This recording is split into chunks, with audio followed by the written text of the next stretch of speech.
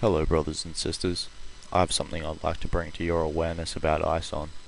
I, just like many others, have been seeking connections to make sense of our past, to work out the reality of the present, and forecasting into the future. I will start off this rabbit hole with a short video of an ancient artifact. This is the so-called pyramid with the shining eye. Even Jim used it for his new bestseller. So it means it is a very, very famous but also very, very old symbol. And this is the only existing really pyramid with the eye. It has exactly 13 steps, like the pyramid on the $1. The strange thing with this one and other artifacts found in Ecuador, that if you put black light on it, the eye shines really very, very strong. And the natural color is kind of light green and gray. And the most impressing for me was that on the bottom of the pyramid, you have here in gold inlays the Orion constellation and an unknown writing.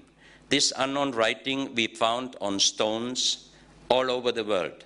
In Ecuador, in Colombia, in Illinois, in Gloucester, France, in Calabria, Italy, in Turkmenistan, in Malta, and Rex Gilroy has some pictures on his website, and I found out that some of the stones he shows with unknown writing presents the same writing. That means there must have existed a global civilization long time ago. And there was only one man able to translate this language, Professor Kurt Schildmann. He was the president of the German Linguistic Association. He spoke and wrote more than 40 languages perfect. And he could translate this writing, and he called it pre-Sanskrit, because it's older than the oldest writing. And the translation of these 4 letters on the bottom of the pyramid was, "The Son of the Creator comes." Hopefully when he said that, something clicked. Is it not strange that people who have the job of naming celestial bodies also seem to have had esoteric information, such as the phrase on the bottom of the pyramid that we only know of as the Illuminati symbol? The comet was named as if it is announcing its own identity, ISON. This leads me to think that this comet is important to these people, so let's continue and see where it takes us. Let's take a closer look at the comet itself to find any abnormalities. I will now cut to a clip from BP Earthwatch, who does a brilliant analysis of the comet itself. Guys, this image was the last one that we got from Hubble, and it was on the video a few weeks ago. And they did an overlay of 3 images to get this coloration that you see in here. They used blue, red, and I think the black and white filter, took the shots and overlaid them, and we came out and they said it was a smooth image. And the video that I did where we were watching the meeting, if you remember, of the different astronomers and scientists at the IC meeting, the Comet ISON meeting, and one of the guys at the end said that the jets were irregular. They were not, they were at a distinct angle from the sun. Well, and again, I was complaining that if they were getting shots every 15 minutes of Hubble, from Hubble, why aren't we getting more? Well, what I wanted to do was find the images that they used to make this composite. Now, when they overlaid this, they smoothed a lot of edges out. Was that the purpose? To make it look like one object, guys? Is that what they're doing? I want to dig a little deeper here. Now, I found the 3 images that they used to make this picture. And now I think I know why. I'm going to pull this over. This is the black and white one. This is from the red filter and the green filter here. I'm going to pull this black and white up, guys. Just hang in there a minute. See what we got.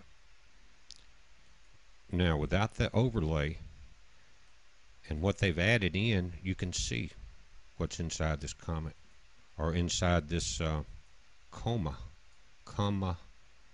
haze here. You have three objects. And this is not an object behind these two. You see how this cloud is irregular? This will not be happening.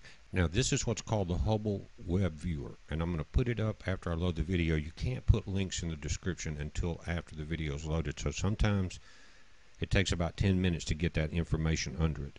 But this is called the ISON Web Viewer, or Web Image Viewer, and you notice the numbers here. As you move your cursor around, it gives you where you're at.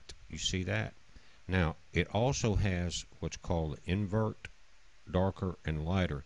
You notice how they've got it real bright. Now this is the released image here, and at this sun, this star appears to be having a solar flare or coronal mass ejection out the side. But let's try to get it. Let's just darken this thing a couple times, and again I'm going to link this. You notice that it's starting to clear up.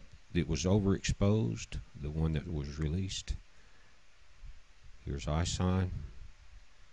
Here's your coronal mass ejection.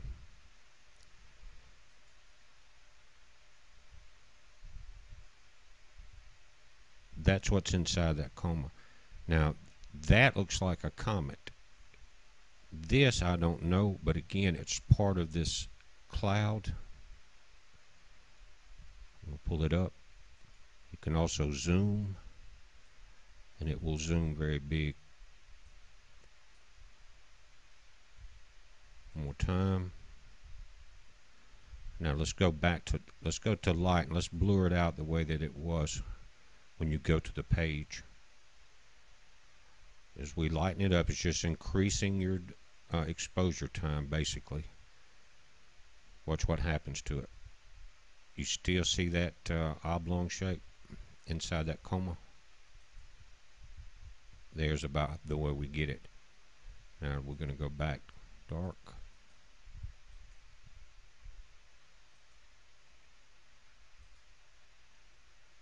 Right there.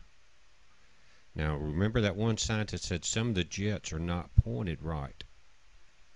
Is that what we're looking at here, guys? Something's just not right. I would say this was some kind of marker or something if it was not for this cloud. Pull it up.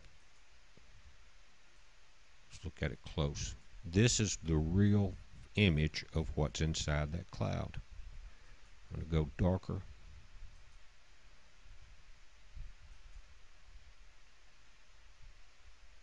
You tell me. I don't know. Heads up. So I hope we can agree this comet, if indeed it is a comet at all, has three parts which seem to be moving in formation, for the lack of a better word. Now we will take a look at its orbit and see if there is any other interesting abnormalities that let us make more sense of it all. As you can see, ISON is on a highly elliptical orbit around our Sun. When I saw this, it reminded me of a binary star system, which has its orbit of its two stars as follows. At the same time, it clicked that this orbital pattern had been used before in a calendar.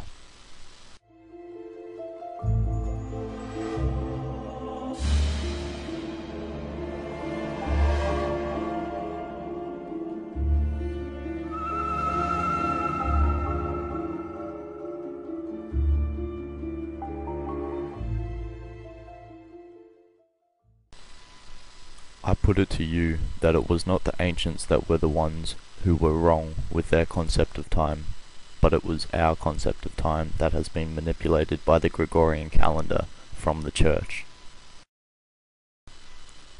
Given that if all this is true, in its passing some large-scale events are going to happen, let's take a look and see if there is any national exercises being carried out in the same time frame as it is passing, since the US government seems to have this remarkable ability to stage exercises on the exact events that are taking place, such as the bomb exercise in Boston and the hijacking exercise on 9/11.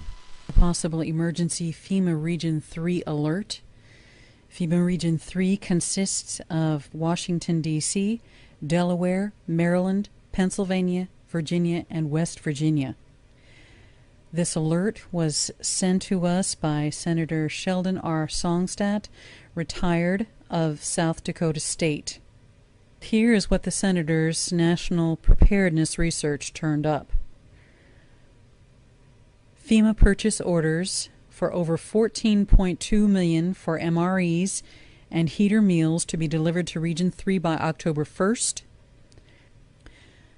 FEMA purchase orders for 2 million pouches of emergency water to be delivered to FEMA Region 3 by October 1st.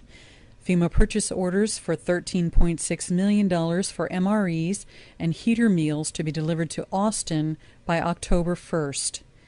9-week training course for UN peacekeepers in CONUS to learn urban warfare. They're learning urban warfare, and they need to learn English and U.S. weapons systems. We're having foreign soldiers learn our U.S. weapons systems. This has been going on since the 4th week of July for 386,000 troops to be completed by October 1st. 2,800 MRAPs must be delivered to DHS by October 1st. No leave will be allowed for U.S. military from September 28th through November 5th. NORCOM yearly training for civil unrest is to be suspended until September 27th to be performed in northeast coastal areas. Date for release of QE3 report is to be moved to October 16th. All DHS agents must qualify with sidearm, shotgun, and AR-15 by September 28th. No mention of yearly less lethal qualification. The sporadic testing of GPS and communication satellites is coordinated for the very first time ever with a testing date of September 29th. POTUS mandates to FEMA and DHS concerning support for metropolitan communities dealing with the extreme climate change must be complete by October 1st. These mandates were issued during the last 3 weeks. Over 300 school systems in the U.S. have determined their 3-day kits for each school and 3-day kits for each student to take with them. All deliveries are scheduled for the month of September. All National Guard units will complete riot control and disaster assistance training during this year's annual 2-week training. All units must have their training complete by September 30th. Daily testing of emergency broadcast system to begin on September 25th and run through October 2nd. Eastern-based Coast Guard units to perform massive group training, usually performed in the Gulf, in the Virginia and Delaware areas. This is a 10-day training mission to begin September 26th. So as they all qualify in the 10 days training, there is less than 2 weeks for the passing of ISON. It might be wise for you to allow your iPhone to run completely flat for this period of time, my American brothers. We all have been watching you make the same transitionary steps as pre-Nazi Germany for many years now. They have been building the engine bolt by bolt in front of your eyes so that you don't see. If economic hitmen had not enslaved most of the world to the US dollar, I would not feel the way about the American corpocracy and the money masters of the World Bank that control it. You're the whacking stick of the Rothschild banking cartel, and I want you to know that guns will not solve this problem. Endurance and lack of fear of death will make all the difference. As we know from the past, the men taking the orders eventually help the people if they do not found themselves as the enemy. Standing in the streets and moving like a school of fish around the attacks, no matter what. but without a word or violence will make all the executioners think as a human, as they indiscriminately murder innocents, maintaining silence so they have to hear the cries of the innocent people that they harm, and more importantly, allow them to hear their own conscience, rather than reactions to the training in warfare that have been drilled into them.